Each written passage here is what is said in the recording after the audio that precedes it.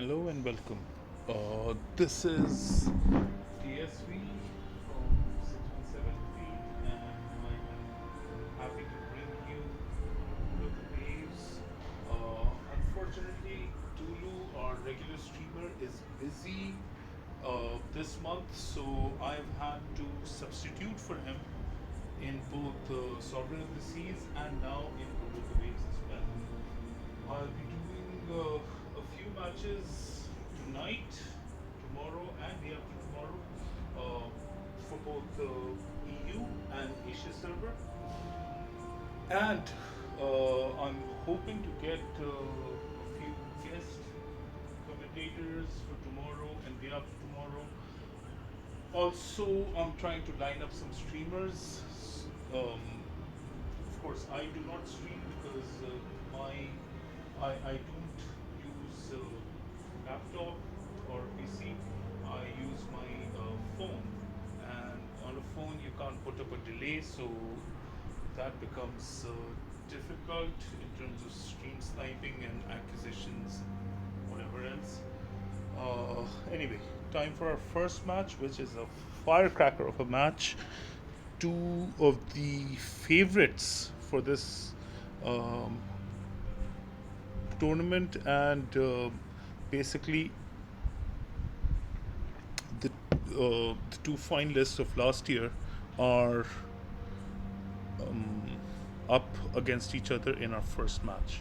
So let's get ready as quickly as possible. On Team A, we have Distortion in the Fusion, Fan in a Duca d'Aosta, Corbin in a Leipzig, Blaze in the Andrea Doria, Gleb in the Black Ismail, Blerend in a Molotov, and Zinger plays the Anshan.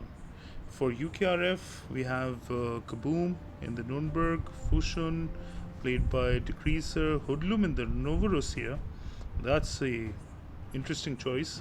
Mute plays the Makarov, Gremu in the Normandy, which is again a fast, interesting battleship. Pratt plays the Black Fusion, and Lepikushinman in the Graf Spee. We have our first match in Trident Domination, which is a 3-cap map. Um, we have some islands on A cap, which can be used by the cruisers for some interesting gameplay. Let's see how these teams line up against each other and, you know, suss each other out, basically. Let's get this show on the road.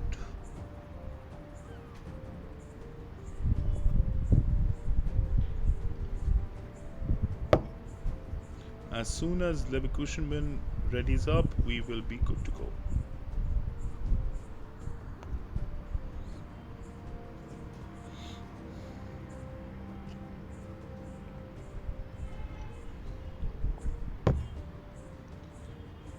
Okay, so we should be starting anytime soon.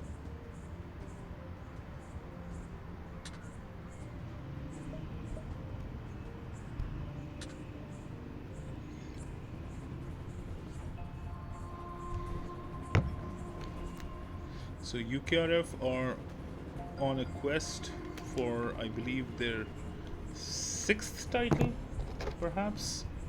I think it's going to be their 5th in a row if they can clinch it this time. Battle starts.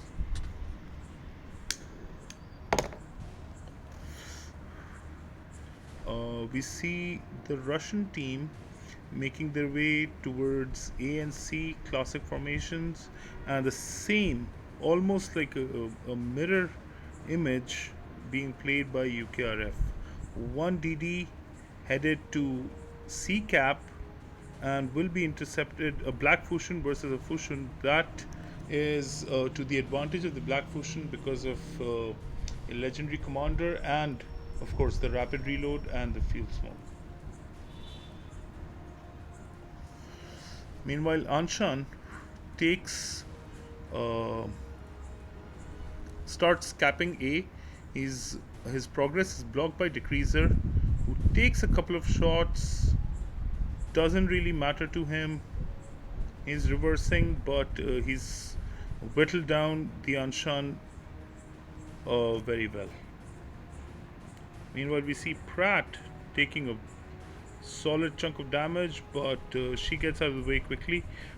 She launches some torps, which Fan will take. Anshan goes down on the other flank, courtesy of Kaboom, who helps his team take. Oh, so they've switched from. One thing we didn't notice was that Gremu switched from the Normandy to the Eitel at the last second. A better choice, I believe. Mute playing the rabbit role here. Uh, they have the advantage because they have a one kill lead and they have two of the caps at the minute, courtesy of them taking B. Kaboom is coming under some fire, but he is going to. I don't think he's going to suffer too greatly because of it. Um, he doesn't even need to fire back. He can just go unspotted, and Mute can take down Blerind, who is just clinging on to life in the Molotov.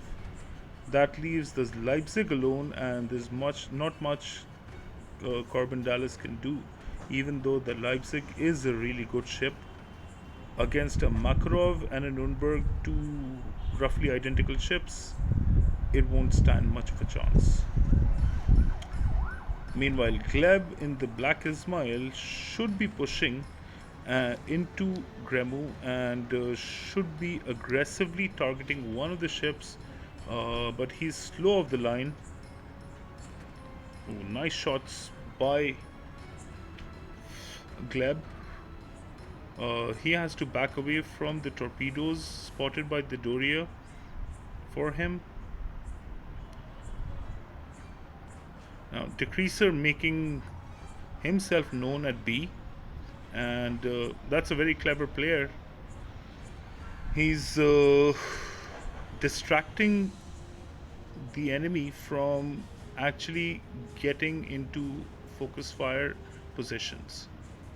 I think the next skill we see will go down to Blaze will go down because he's now the subject of focus fire by both the Novorussia and the Graf Spee, and those two ships will be mercilessly hunting him. Even Gremu backs him up with a salvo. Ooh, Kaboom goes down here. And we see Captain Salami, that is Mute, take his revenge by taking down Leipzig. Blerind recovering some health, but he's managed to beach himself on an island. He'll start advancing. He has to take A and then go towards B, but he has to face a Makarov, and a maxed out Makarov at that. UKRF control all three of the caps. They can just sit back and absorb pressure. As predicted, Blaze goes down on the other flank. And now I think it'll be time for Gleb to go down as well. Gremu will take some torps. He will go down. Not that it makes much of a difference at this point, because they're basically trading ships at this point. As predicted, Makarov takes out the Molotov in a short range duel. That was always going to be the case. Distortion replies with the Fushun killing of the enemy Fushun, which is Decreaser, but it's too little too late for Windy. UKRF have a significant lead, and both in terms of points and in terms of ships. They hold the caps, and now they're down to just one ship. Not much here that Fan can do in the Deoster. Honestly, I'd love to see Fan in a battleship and not a cruiser. He'd be much more effective both as a team caller and as a battleship player.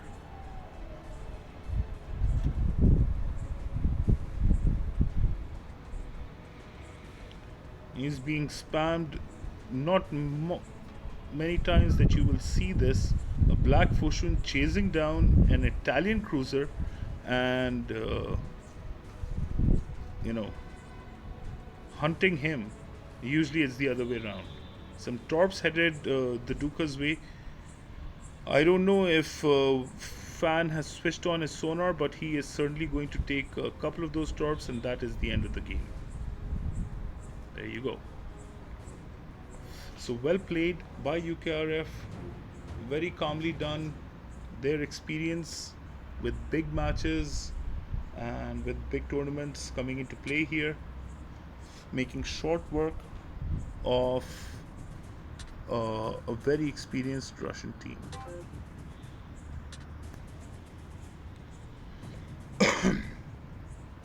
Okay, so after that wonderful match, let's take a short break. I'll be back. I'm pausing the video and I'll be back with the next one soon. Okay, so let's get ready for our second match, which is Sales versus UKRF Bananas. Sales is a combined team, a combined fleet of the old Lords and Seeds fleets. Philip Mann in the Mackinson, Louis in the Repulse, Malta in a Makarov, LTK in a Nuremberg, Otopai, Austria, and I believe it was Syncopa. But let's see. Gefechtsstation. Yes, Syncopa. On UKRF side, we have WG, who is of tax. Um,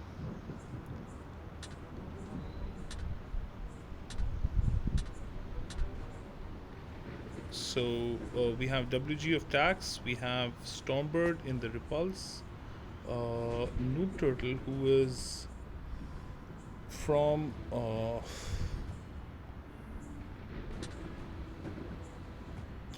Noob Turtle, who is from the American server. His name is Strato Striker. Grosser Bruder in the Nuremberg. General Grievous in a Molotov. Gremiashi, played by Mira. And Chrissy Boy in the Fusion. Sales go for the standard ANC with one DD going to B to cap. He will play the rabbit and possibly get some torpedoes off against the lone battleship who is coming in. Ooh, those are some juicy looking torps that Grossabuder just avoids, but he's in too deep and he will take some punishment from the Makarov. Of course, a Makarov versus a Nuremberg is pretty much the same ship. Malta might have the advantage of kiting away and using premium, legendary captain on his premium ship. I think Otopi will. He is expecting the Makarov to bully the Nuremberg out of cap. Once he does that, Otopi will charge in and take A. But at the moment, it's a pretty cagey battle. Austria leading the way right in front of Louis. They're focusing down Noob Turtle. He goes down in the Galissonier, which was a difficult ship to play in a tournament condition. Now, Chrissy Boy in the Fushun getting focused heavily. Philip Mann with his secondaries, his auto secondaries, will put everything he has on Chrissy Boy and aim to take him out. Meanwhile, Syncopa launches some torpedoes that the Doria avoids, and I think the Doria is aiming to hit Syncopa, but Syncopa's experience should guide him through this.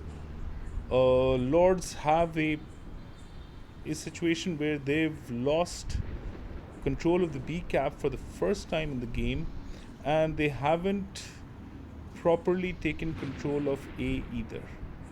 They are trying to. Malta is charging in, and O2P is going to launch some torps. Those are not designed to hit, they're instead designed to chase away Grosser from the cap, allowing them to take the cap in the first place. And that's exactly what happens. Let's turn back to the action. Some torps headed the way of Stormbird. He will avoid most of them, but what about the shots coming in? He is being focused down heavily by Louis, who has lost some health. He will recover most of it, courtesy of his big captain. Nürnberg, played by LTK, goes down. That's an unexpected loss for Sales. Now, meanwhile, we see Stormbird on a double fire, backing away, taking heavy punishment. Let's see whether Sales continue punishing him, or do they turn their attention elsewhere onto other ships. Now, those. So we see Storm going down, and Grusselbruder has been pushed out of his cap. He makes his way to B to back up whatever he can. Austria goes down, but at this point, Sales have control of the two caps. WG has taken 5 of those torpedoes. He's lost a fair chunk of health. Let's see if. Ooh, and Chrissy Boy goes down now. We missed a lot of action here. Now, Lords, Sales are pushing on both sides. We see Philip Mann taking down Grosser, and now he's focusing on Mira. In the smoke, he can see Mira, and he is taking full advantage of that fact.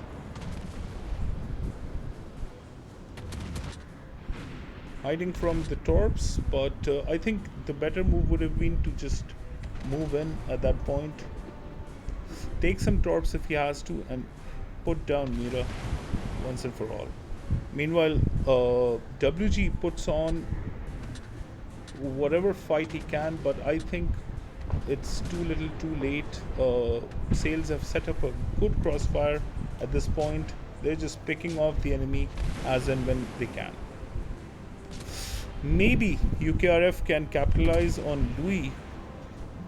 He's taken a lot of damage. He's been forced to hide behind the island, and maybe UKRF can punish him and take him out, and possibly claw their way back into the game. The Doria taking out Louis. Let's see what Mira does. Does he go into that cap, or does he back away and try to help his team? 20 seconds to go. WG goes down. I think we can give this to Sales immediately. That was a good demonstration from Sales. They didn't really mind losing a few ships as long as they took superior positions. Pretty much like a chess duel.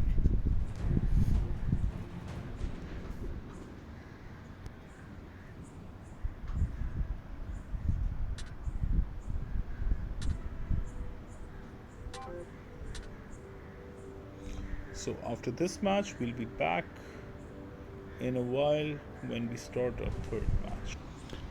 Okay, we're back with another match. This time we have Windy. They've changed one player and brought in Kaspax in a Molotov.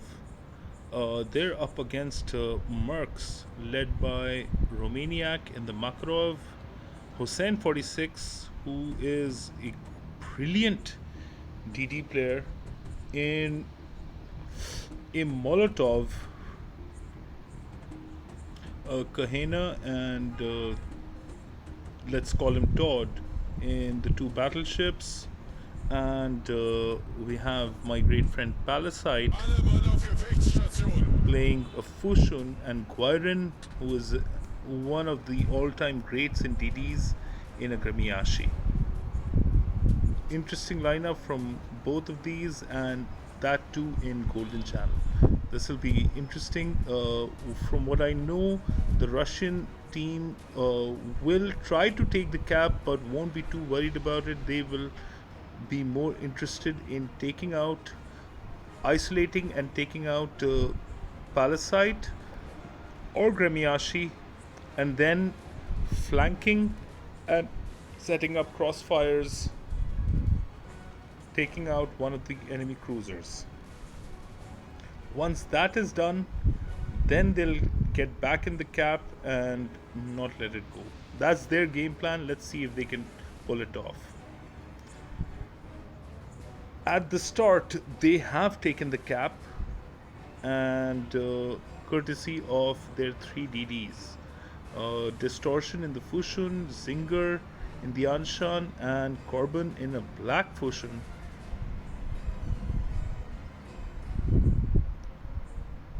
So now, this becomes a tough KG battle. Kaspax taking his favored position with the island protecting him from incoming fire, and he's hurt Romaniac badly. Of course, that wasn't alone, that was with the help of the enemy battleships, but still, that means that Romaniac is pretty much out of this game for the next minute or so, I'd say. All he can do is just hold the cap for whatever length of time. He's being pushed back by Kaspax, who himself has to retreat because he's coming under fire, but he has that island for protection. And that's why he's always taken this spot, even in SOS. Now, Blaze and the Doria smoking up and retreating just a little bit.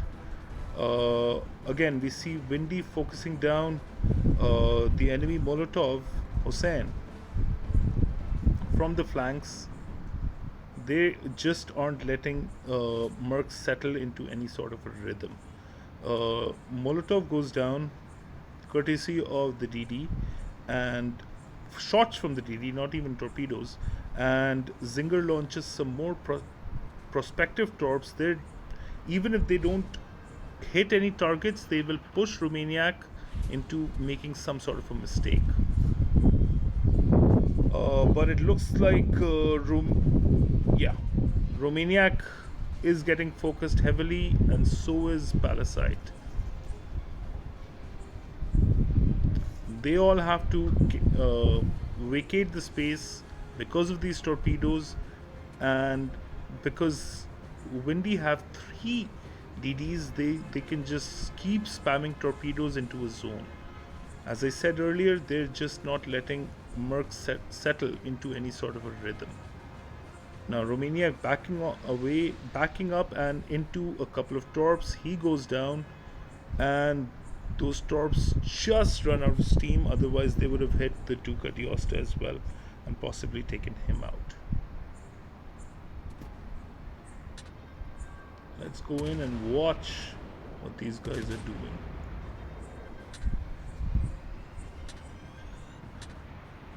Let's see Fan's positioning. He's gone behind enemy lines. He's hunting down sorry about that. He's hunting down the low health ships from a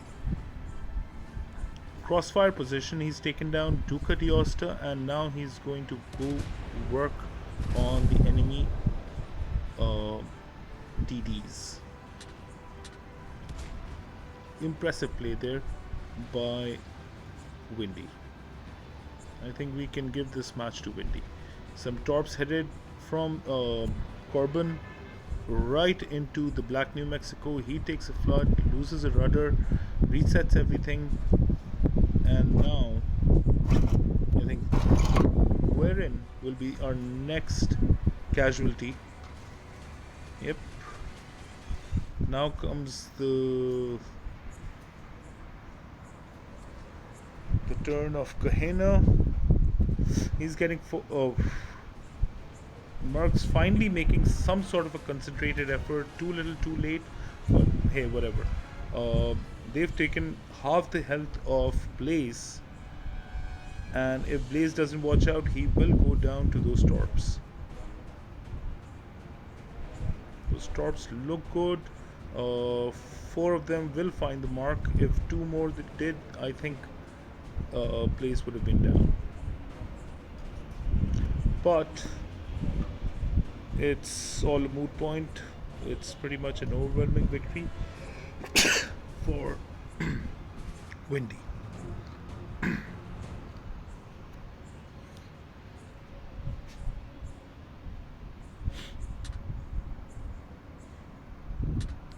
Okay, after that wipeout, let's move on to our next match coming up shortly. Alright, so we're back and we're featuring a match between Random Bastards and LGR. Now, Random Bastards is a team that was set up by Ron.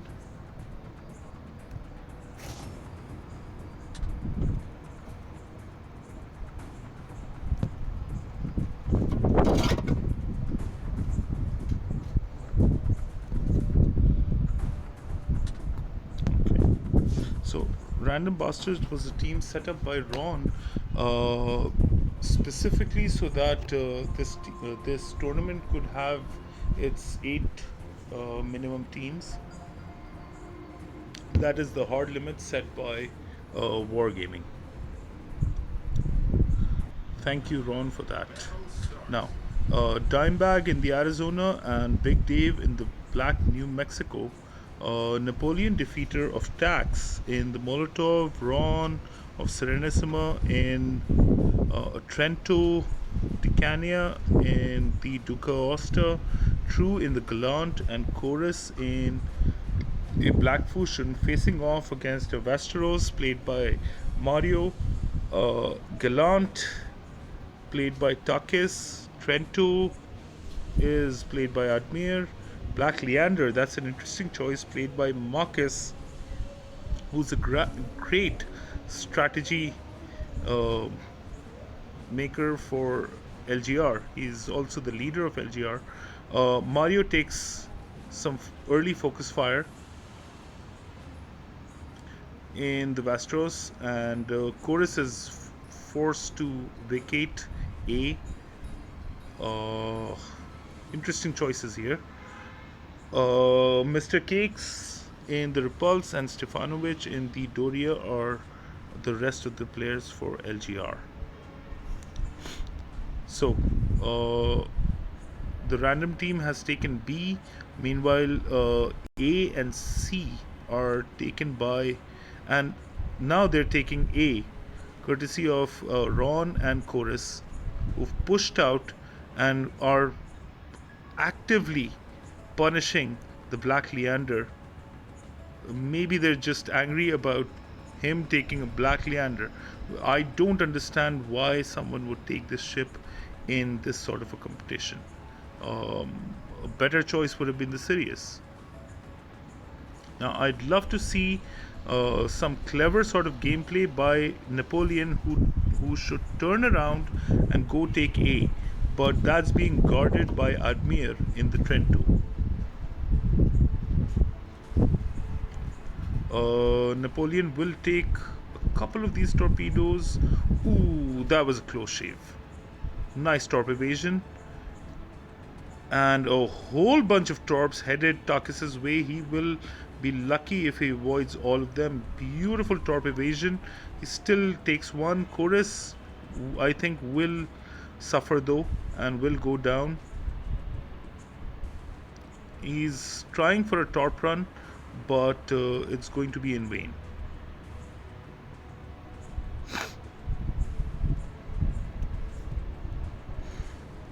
This randoms team, I don't know what Big Dave is doing all the way out there. when the fight is at B. These battleships need to be together somewhere here. Uh, Even Dime is massively out of position. Of course, this is a team that was formed yesterday. They've never had a practice session. Most of these players haven't ever played a game together either, except maybe in randoms. Ooh, Ron on a sliver of health, and he goes down. He's our first casualty of the game, taken down by Termitus, who must be said is not looking too healthy either. He survives though and makes his escape. Meanwhile, Marcus in the Black Leander pushing back. Let's see how many of those torpedoes from the Vastros Dave takes. He doesn't. It's all good.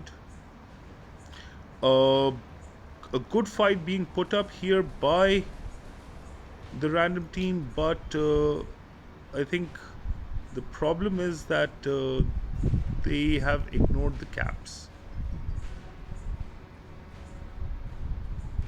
And these torps certainly will find Dave.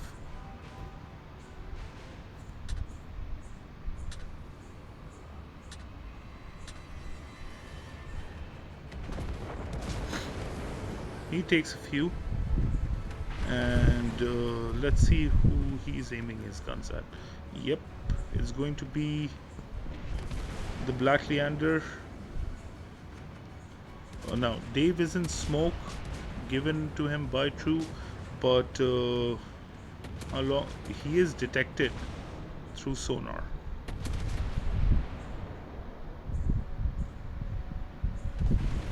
Doing his best to avoid those torps. Oh, beautiful torp evasion, Dave.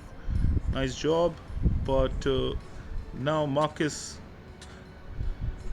puts his Black Leander into play. He's gotten behind enemy lines. He's going to take on Dave and probably kill him. Yep, he does his part. Dimebag left alone. He will. I know Dime. He will be crying, begging for support, but there's no support to be had here, my friend. You're going to take those torps, and you're going to take 4 more.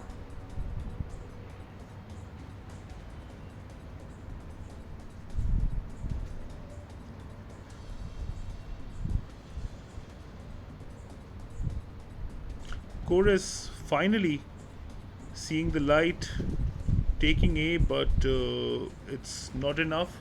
He should have pulled this move a lot earlier. It's just not working out for our random team. Marcus coming in for another torp run. He's had Gallant goes down to Dimebag's shots. Nice shooting, but it isn't to good effect. Let's see now if the Molotov can claw back another kill for his team, though. I don't think he has enough time, and he's. The Repulse will take a couple of torpedoes from the Fushun. Not enough, though. Good teamwork from LGR. They make light work of this potential banana skin. Well done.